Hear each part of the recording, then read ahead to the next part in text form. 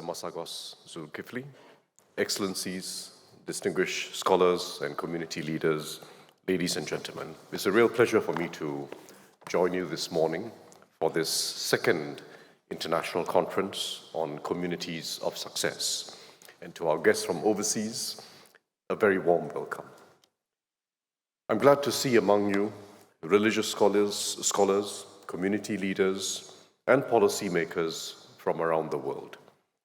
When the Islamic Religious Council of Singapore, or MUIS, embarked on this biennial conference series 2 years ago, it was precisely with this in mind, to have leaders from wide-ranging backgrounds come together to share ideas and experiences, to have frank discussions on the challenges faced by minority Muslim communities, and to explore practical pathways for these communities to thrive as communities of success. While the large majority of the 2 billion or so Muslims in the world live in Muslim-majority countries, about 1/5, which is close to 400 million Muslims, live in countries where Islam is not the majority religion. These Muslim communities have experiences which are typically different from societies where Muslims are the majority. There are at times no precedents from Islamic history and traditions to guide them as they seek to practice their faith within societies where they are a minority. The theme for this year's conference, Inspiring Future Leaders, Building Trust, Empowering Communities, is also timely. It comes at a time of profound uncertainty globally and growing ethnic intolerance and polarization in many societies. The unfolding tragic conflicts in the Middle East have their own unique political features. However, we also see a broader loss of trust between communities in many other parts of the world. They remind us that multi-ethnic cohesion, even once achieved, can never be taken as a given. They illustrate an uncomfortable reality that history does not progress automatically towards greater understanding between people of different races or religions, a deeper sense of shared identity, or lesser segregation, even as societies advance in wealth. Ethnic prejudices and anxieties are hard to eradicate, and they can easily be aroused or manipulated by sectarian forces, as we have seen in recent years, both in Asia and around the world. Witness the recent disorders in Britain, which has been regarded in many ways as a more tolerant society than many others in the developed world. The riots between Hindus and Muslims 2 years ago in Leicester, a city once celebrated as a model of diversity, and the more recent riots fomented by white nationalist groups targeting Muslims especially. The causes are rarely simple, and they vary from one society to another. And they often reflect both ethnic prejudices and social and economic anxieties that have been left to fester. What is clear enough is that liberal or laissez-faire models of multiculturalism, where diversity is recognized or even celebrated, but is not bolstered with proactive efforts to deepen interactions and build a shared identity between people of different races and religions, has failed. Laissez-faire multiculturalism has failed. It is also clear that when race and religion get woven into politics, the differences and anxieties between people grow over time and become more combustible. We can and must draw lessons from these lessons. not just decades-old history, but the recent and continuing realities in different parts of the world. Yet, just as history tells us that multi-ethnic cohesion is never assured, neither is polarization a given. We can build on the positive experiences we see as we strive to build resilient, multi-ethnic social compacts and enable minority communities to succeed and thrive. There are indeed such examples of tolerance and harmony in societies with significant religious minorities, from Albania to Kazakhstan. I will talk briefly about our own experience in Singapore, our continuing journey of building multi-ethnic unity and enabling communities of success. Singapore is one of the most culturally and religiously diverse countries in the world. Singapore Muslims make up about 16% of the population. A study last year, an international study, found that Singaporeans of all faiths are tolerant and accepting of followers of different religions. And 88% of Singaporean adults believe that Islam is compatible with the national culture and values.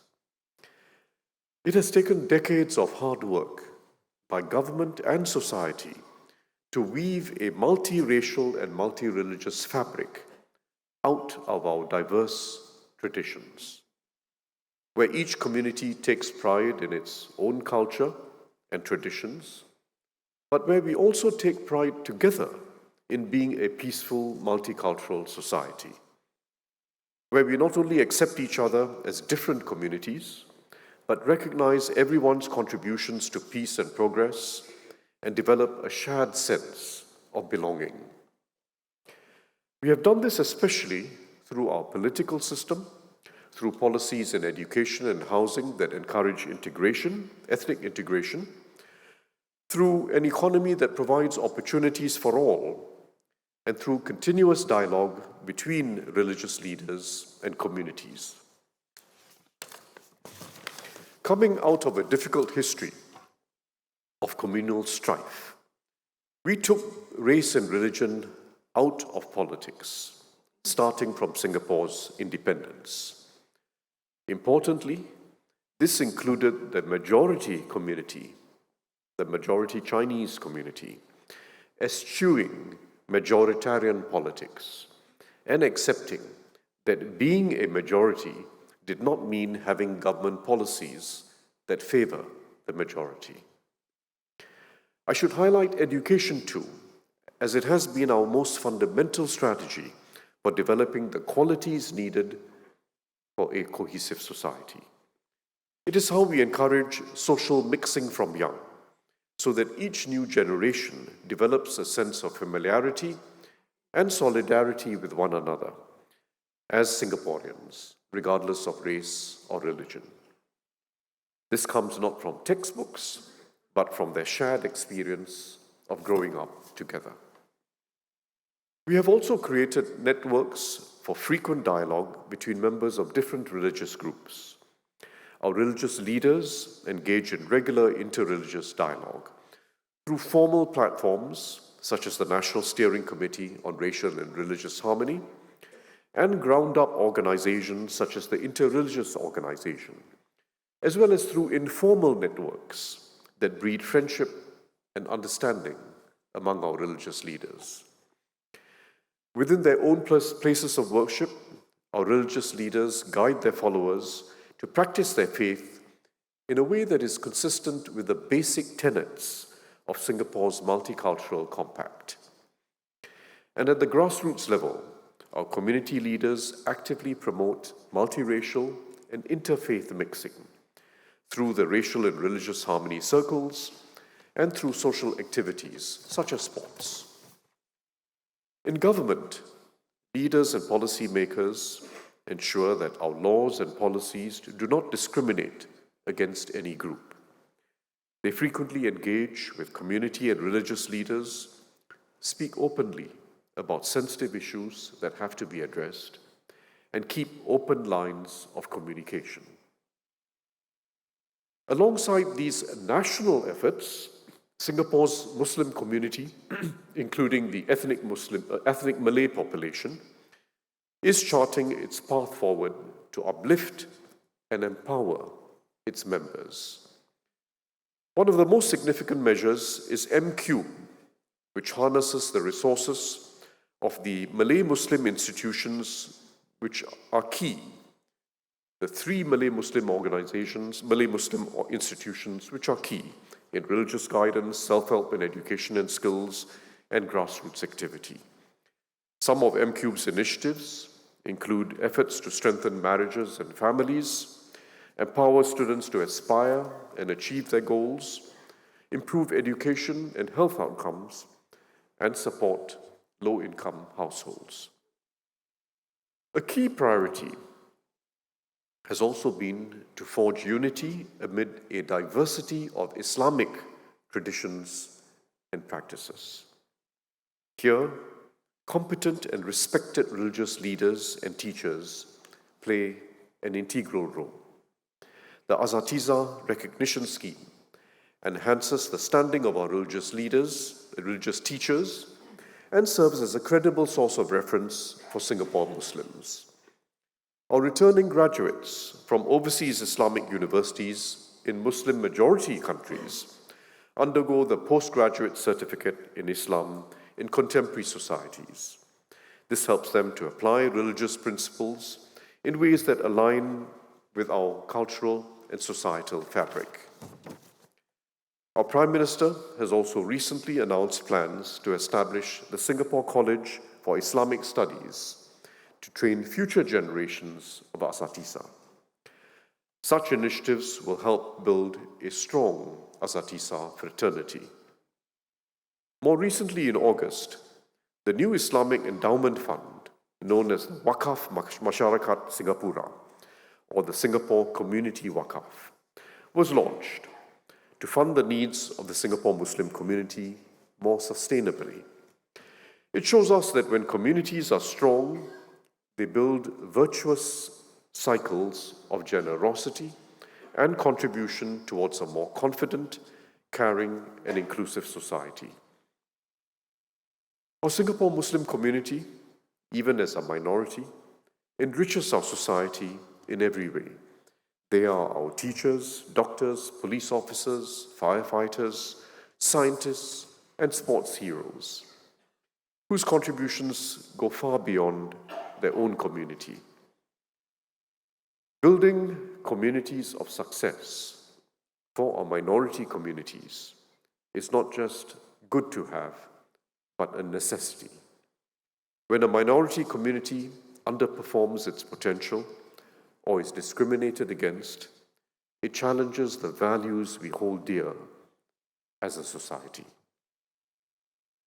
As I highlighted earlier, however, building a multi-religious and multicultural compact is a continuous journey, and we can never take our foot off the pedal. The high degree of trust and respect we have today between our communities is not assured for all time. It can unravel, as it has in so many societies. And even as we eliminate overt racial or religious prejudices, we must pay attention to the subtle prejudices and subtle segregation, such as whether we include classmates or work colleagues from other ethnic groups in conversations and in circles of friends at lunch and in the neighborhood.